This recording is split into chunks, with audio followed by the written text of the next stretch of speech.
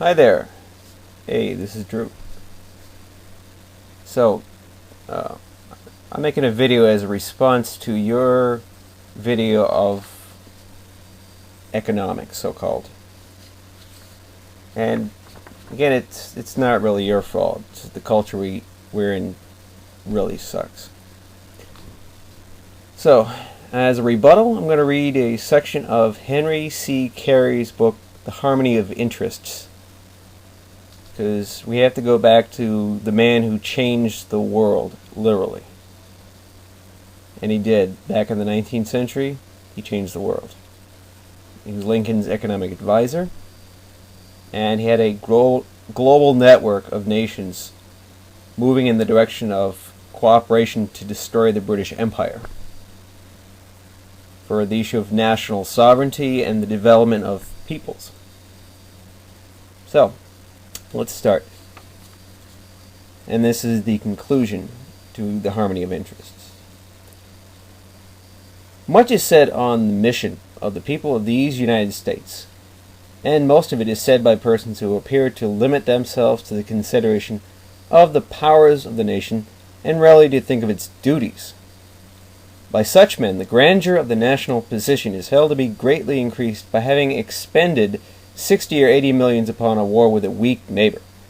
The English doctrine of ships, colonies, and commerce is thus reproduced on this side of the Atlantic, and its adoption by the nation will be followed by similar effects to those which have already been described as existing in England. There, for a time, it gave the power to tax the world for the maintenance of fleets and armies, as had been done before by Athens and by Rome, and there it has now produced the same results that have elsewhere resulted from the same system: poverty, depopulation, exhaustion, and weakness. Two systems are before the world.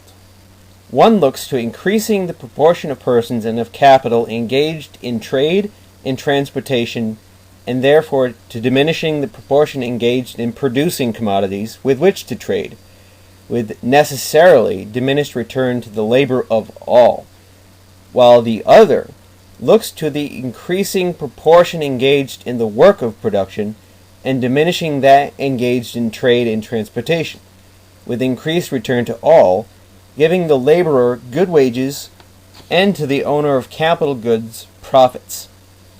One looks to the increasing quantity of raw materials to be exported and diminishing the inducements to imports of men, thus impoverishing both farmer and planter by throwing on them the burden of freight, while the other looks to increasing the import of men and diminishing the export of raw materials, thereby enriching both planter and farmer by relieving them from payment of freight. One looks to giving the products of millions of acres of land and of the labor of millions of men for the services of hundreds of thousands of distant men, the other to bringing the distant men to consume on the land the products of the land, exchanging days' labor for days' labor.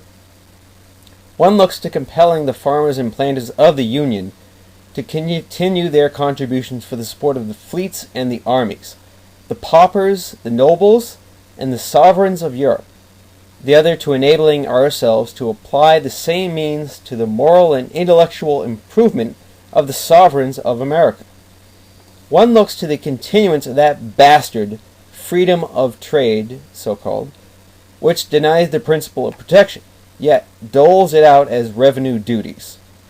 The other, by extending the area of legitimate free trade by the establishment of perfect protection, followed by the annexation of individuals and communities, and ultimately by the abolition of custom houses.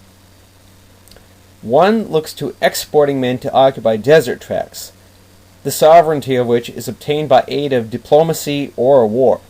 The other to increasing the value of an immense extent of vacant land by importing men by millions for their occupation. One looks to the centralization of wealth and power in a great commercial city that shall rival the cities of modern nations, which have been and are being supported by aid of contributions which have exhausted every nation subjected to them. The other to concentration, by aid of which a market shall be made upon the land for the products of the land, and the farmer and planter be enriched. One looks to increasing the necessity of commerce, the other to increasing the power to maintain it. One looks to underworking the Hindu and sinking the rest of the world to his level, the other to raising the standard of man throughout the world to our level. One looks to pauperism, ignorance, depopulation, and barbarism, the other to increasing wealth, comfort, intelligence, combination of action, and civilization. One looks towards universal war, the other towards universal peace. One is the English system, the other we may be proud to call the American system, for it is the only one ever devised, the tendency of which was that of elevating while equalizing the condition of man throughout the world. Such is the true mission of these people of the United States. To them has been granted the privilege never before granted to man, that of exercise of the right of perfect self-government. But, as rights and duties are inseparable, with the grant of the former came the obligation to perform the latter. Happily, their performance is pleasant and profitable, and involves no sacrifice. To raise the value of labor throughout the world, we need only to raise the value of our own. To raise the value of land throughout the world, it is needed only that we adopt measures that shall raise the value of our own. To diffuse intelligence and to promote the cause of morality throughout the world, we are required only to pursue the course that shall diffuse education throughout our own land, and shall enable every man more readily to acquire property, and with it respect for the rights of property. To improve the political condition of man throughout the world, it is needed that we ourselves should remain at peace, avoid taxation for the maintenance of fleets and armies, and become rich and prosperous. To raise the condition of women throughout the world, it is required of us only that we pursue that course that enables men to remain at home and marry, that they may surround themselves with happy children and grandchildren.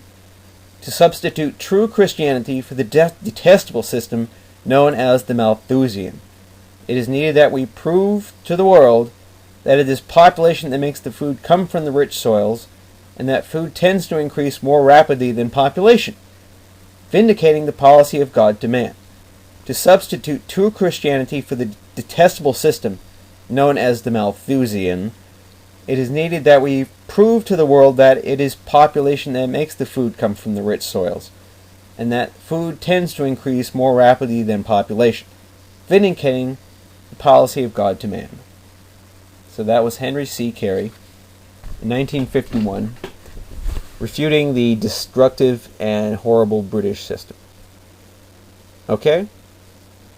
Thank you and good night.